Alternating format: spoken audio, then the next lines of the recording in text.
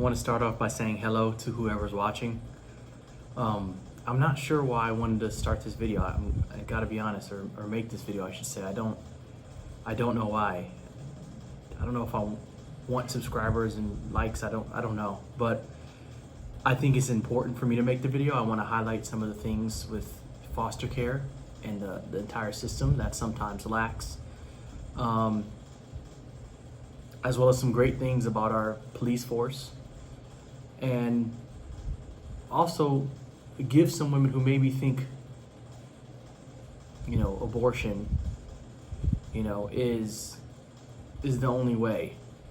Foster care is not the greatest thing by any means, but it does give a child a chance. So I hope this helps, I guess, in some way.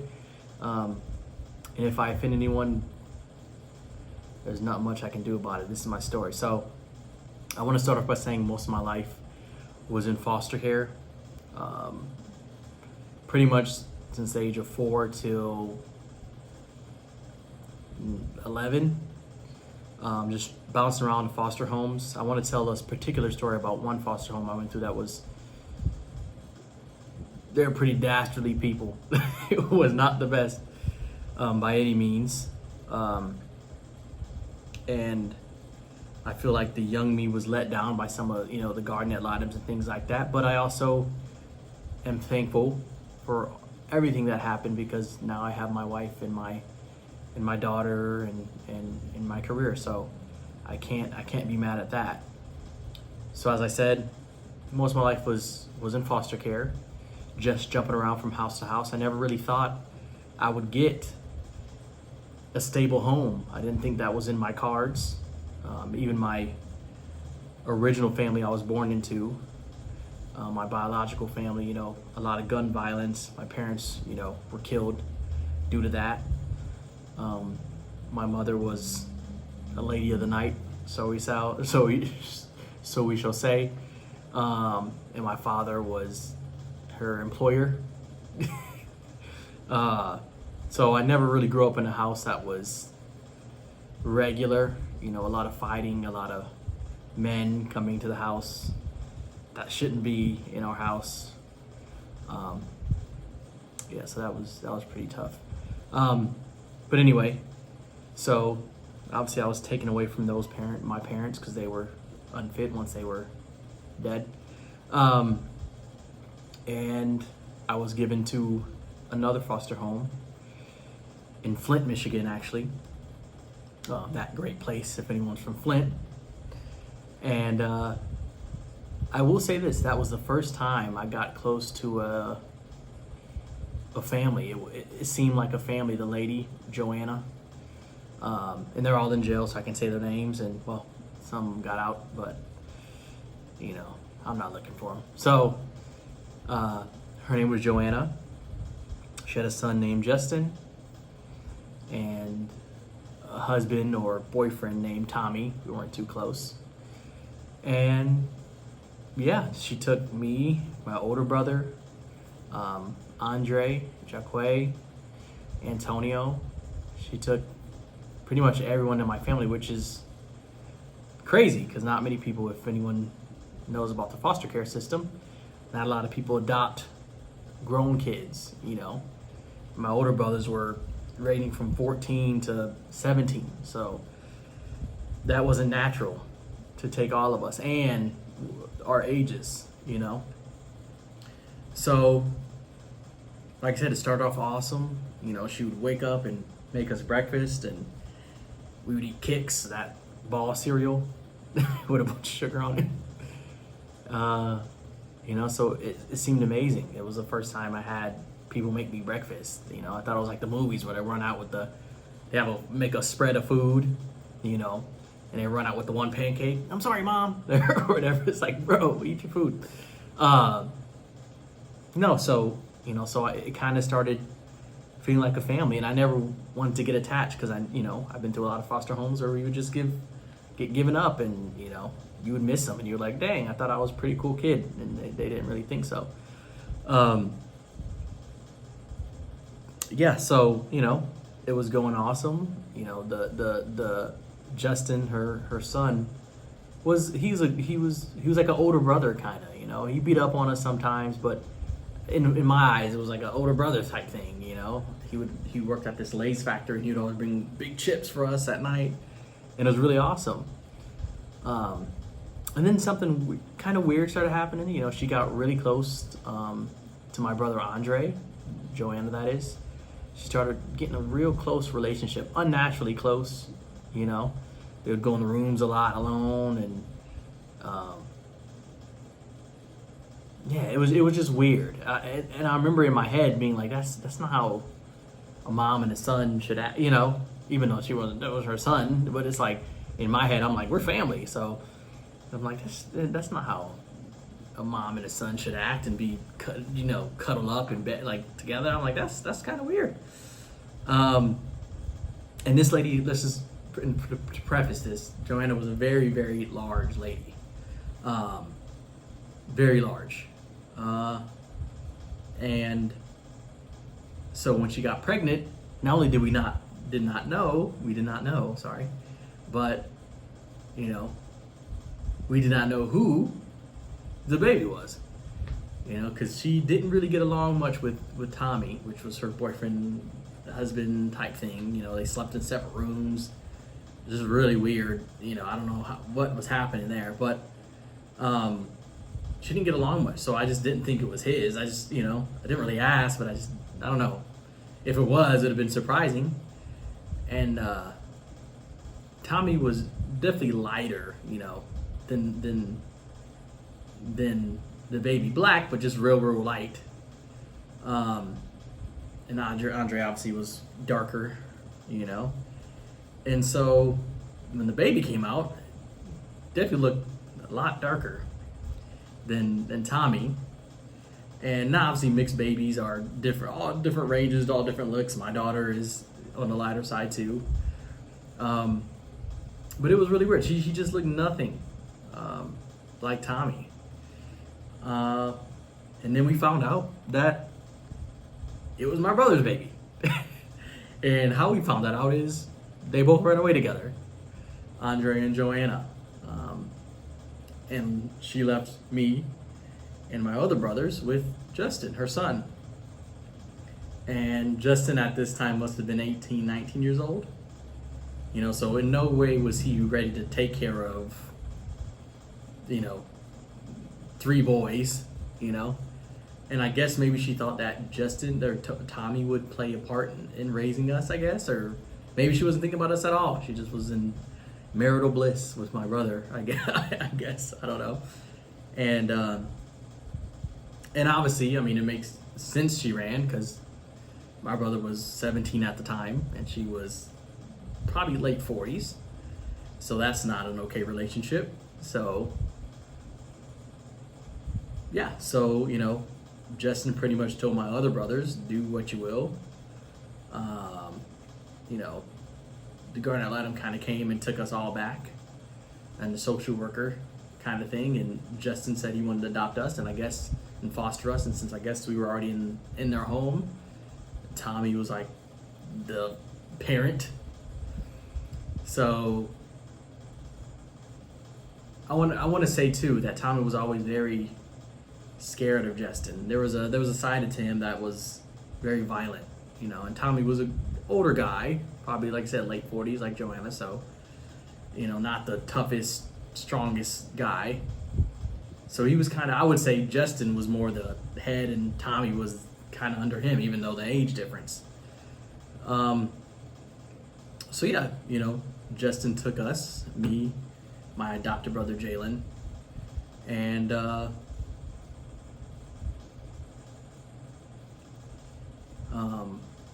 sorry, it's hard. My mind kind of plays games a lot, but so me, my adopted brother, and Jonathan, another one of our foster kids that was with me, he has cerebral palsy, and so he took us all. And at the time, I was really confused, like, why take us? It's, just give us back, And in my head, maybe I'm thinking he really likes us, so he just didn't want to see us go back to foster care. Unbeknownst to me, it was because of the money, but I didn't know that. I thought he really cared, about me. And so we all moved. And we moved. We got a new house. We thought it was going to be awesome. We're like, man, we're living with pretty much our big brother, in our eyes. It's going to be a lot of fun. And it was. I got to say, for the first 2-3 weeks, it was a lot of fun. He would, wake us up in the morning, really early in the morning. He would lay out these big mats, like bed, like blow-up mattresses. And he would, like, throw us on the blow-up mattresses. And at the time, it was not, thinking about it now, it was kind of dangerous, but we never hit the floor. We always landed on the air mattresses, so it was like super awesome. We had a lot of fun. We had our own rooms. It was pretty cool. And then it started getting weird. He got a girlfriend named Adriana, who she had a baby in jail, by the way. And when they got together, he got really protective over her. And obviously, like I said, at the time, I'm maybe 7-8 years old, so it's not like I'm gonna take his girlfriend away.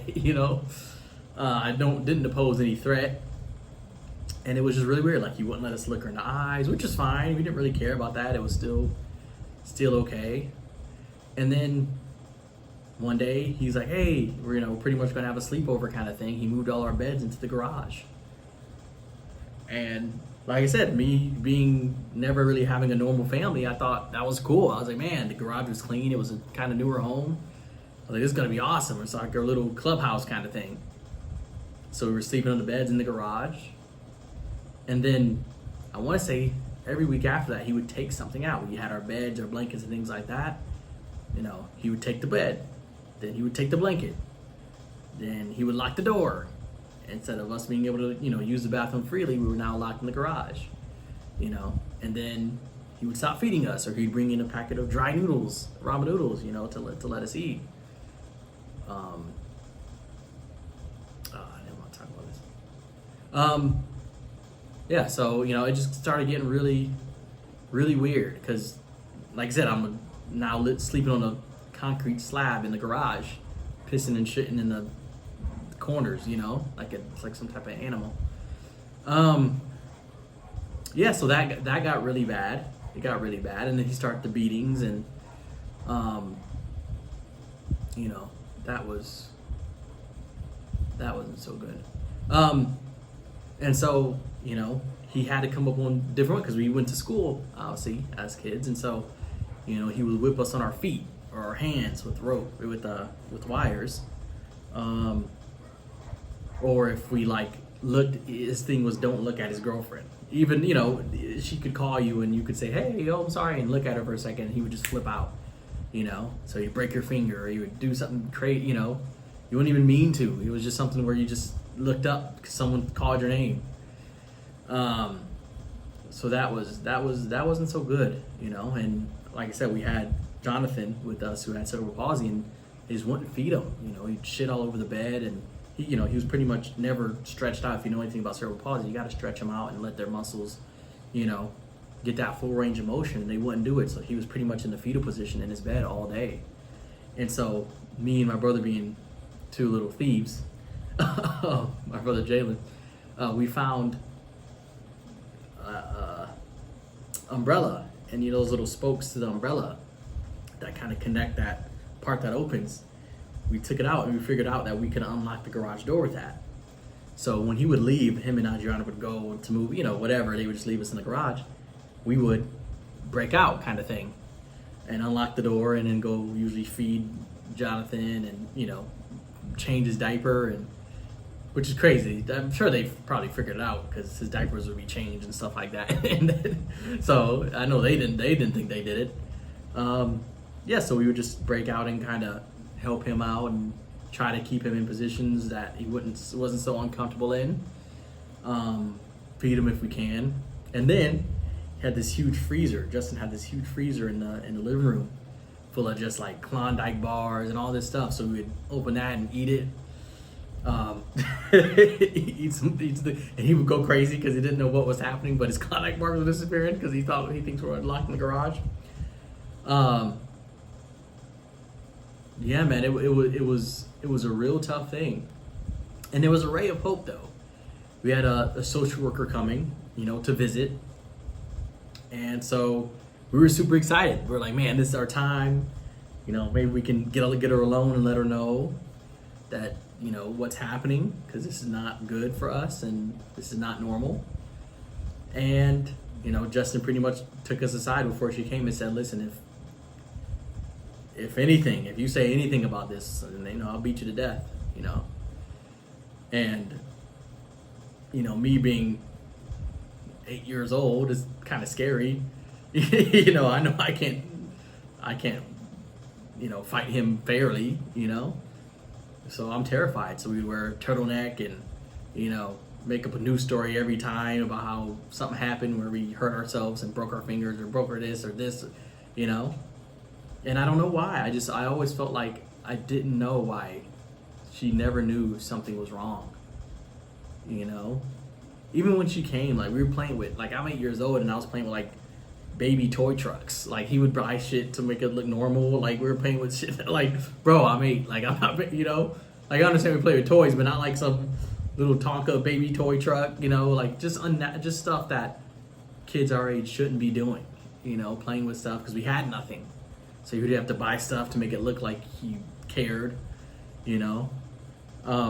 Clean up the garage and make sure they can't see all the noodle wrappers and cockroaches and shit and so yeah, so that I that's what I always go back to. I don't know why she didn't see that, and I understand it's hard, social working. It's very little pay and it's not, there's not a lot of accolades in it because you're either taking kids away or you're putting them with, and it's a tough job. So I'm no way am I attacking her, for that. Maybe she did, and it's just a lot to go on. Maybe she had a lot to, to deal with. Yeah. So after she left, I figured, we're gonna have to get ourselves out of this position. There's no one coming to help us. Me and my older brother he was a rock, bro. He was a rock, man. Like when times I should be getting whooped, he would take the blame. So he would get beatings, bro. And then it would switch, and I'd get to be, So he really protected me, bro. That's the real one right there, buddy. So, yeah, he made me feel weak. Justin was, he really, demoralized. It was like, why you didn't think you should be alive, and then when he whipped you or hit you, he kind of made you feel bad for it. He made you feel bad for him, you making him do this to him, to us. It was weird. It was a weird thing. I wanted to please him. I wanted to make sure he wasn't mad at me, even though this wasn't normal to do to children. So just by I don't want to say it was a fluke. Maybe it was always there, and I found a Bible in the library in the garage. We had a table full of stuff just piled up, and there was a Bible in there. And I remember reading the story of Samson, and I would reread it all the time. Every night we'd read the story of Samson. Read it. Because to me that was like entertainment. We had no TV, we had no nothing. We either caught bugs or, like I said, read the Bible. That was like, to us, we had no books. They would take our book bags before we got in to see if we brought anything or, so we had nothing in there. So that was, and that was when running away even popped into our head. We were just going to stay there. Justin always promised that he was going to rent another house and leave us there, pretty much. So we were like, okay, when he leaves, we'll run away and tell the cops, and then they'll pick us up, and that's it. But he wasn't leaving, and it was only getting worse. And then he pretty much changed his stance and said, when I leave, I'm just going to kill both of you. So that was like, oh, now if he's serious or not, I don't know, but he wasn't in his right mind, and you don't do that to children. So I believed him. There's nothing I could have did if he wanted to do that to me. So yeah, so that book, that story, it gave me courage, man. It gave me courage at an 8-year-old. I don't know, should even have or should, And so my brother and I just decided we need to run away. This is not going to be good. He wasn't feeding us. We would go a day or two without eating, and then we would eat out the trash, whatever he would, KFC that they would eat, because they would eat like you wouldn't believe. So we would eat what they ate if we can get out the trash, or we would, disgusting. We would drink out the water heater. There's no water. There's nothing, we could do. It was just only getting worse, and we knew we wouldn't survive. There's just no way, either die of starvation or die of dehydration, or just, die from getting beat up all day. And so we made our plan. And I'm telling you this now. This is all documented on the news. Justin Partridge, Adriana. Oh man. And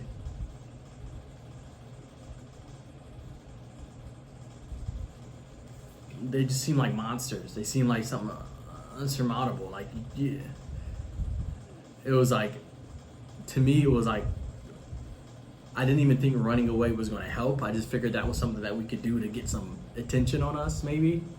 I thought we were just going to get caught again, and then,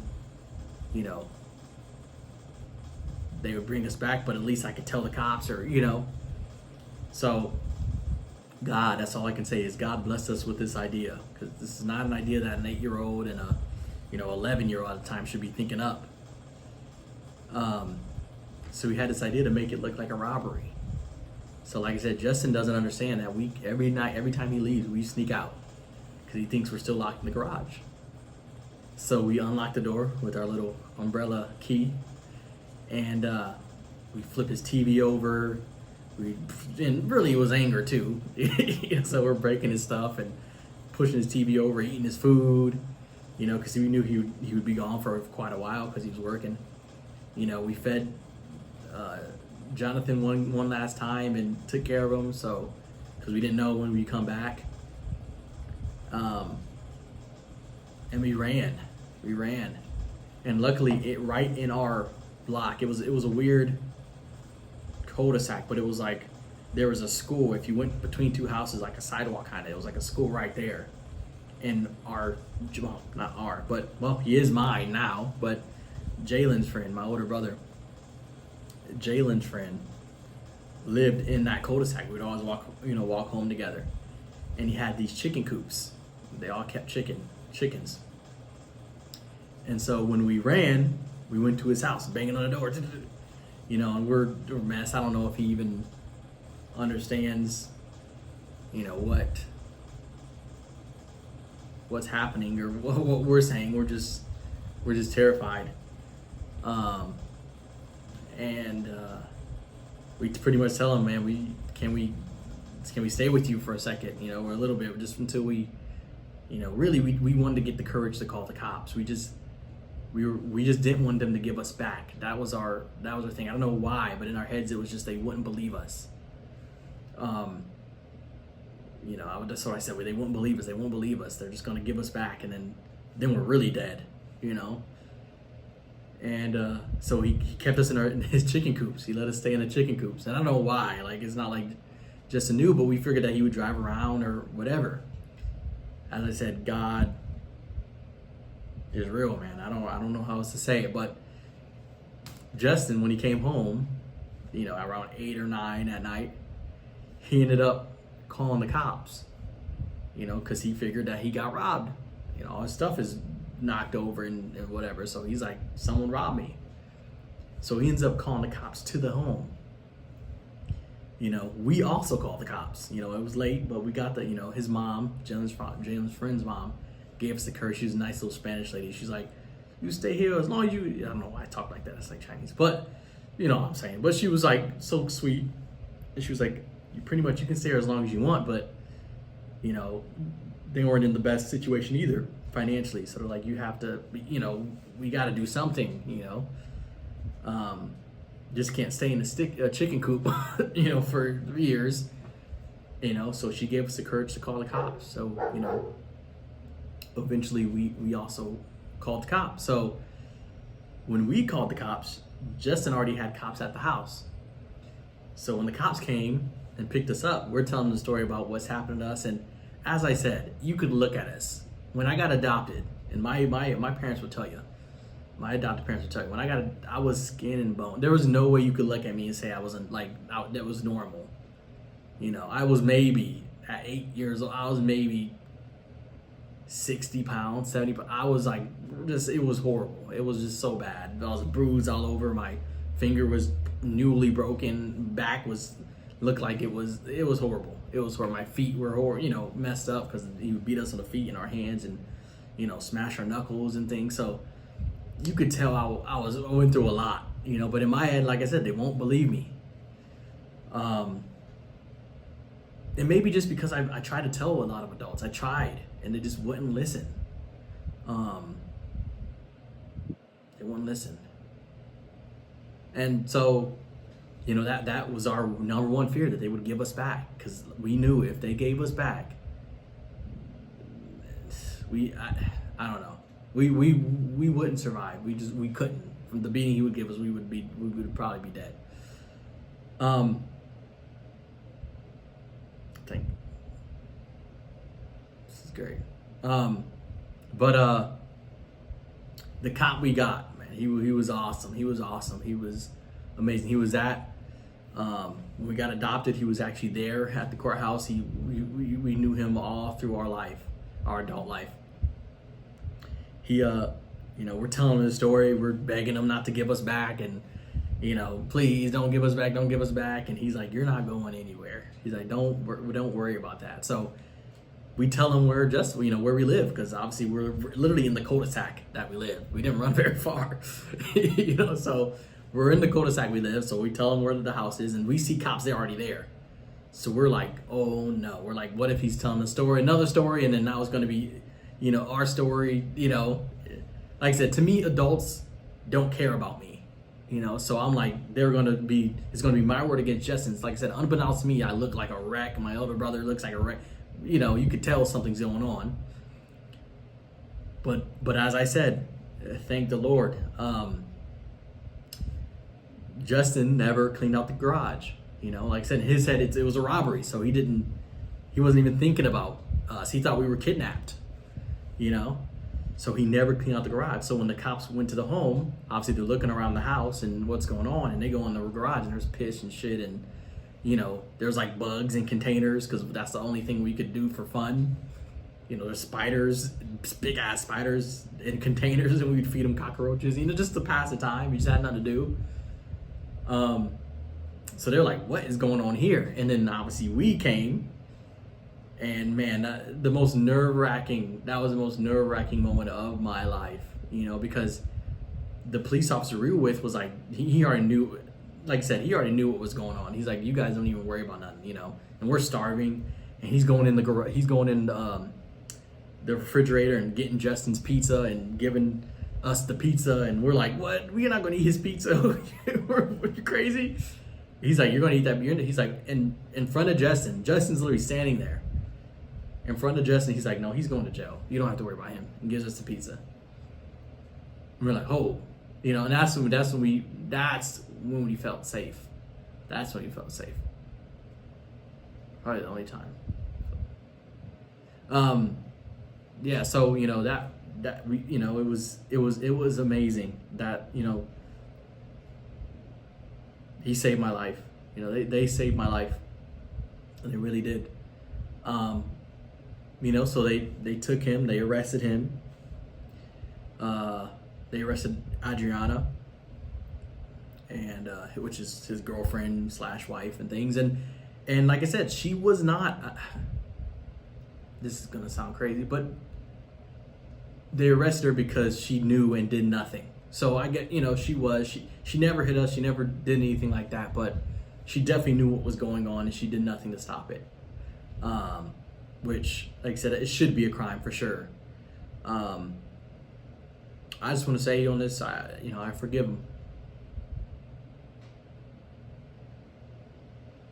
I forgive him. I'm blessed, for everything I have now. So I can't, I can't be angry,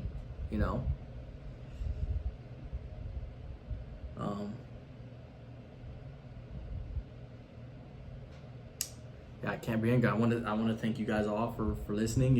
If you're listening, I want to thank you. Like I said, I don't know what I want from this, from this channel, or if I'm going to even make a channel. I don't know. I just want to tell my story. Maybe it helps someone. Maybe it helps. Someone going through something tough. Because you'll get through it, and it didn't seem like I was going to get through that, or we were going to get through that. I thought it was going to last forever, or until we died. And it didn't. So speak up. Speak up for yourself and be brave. Thank you.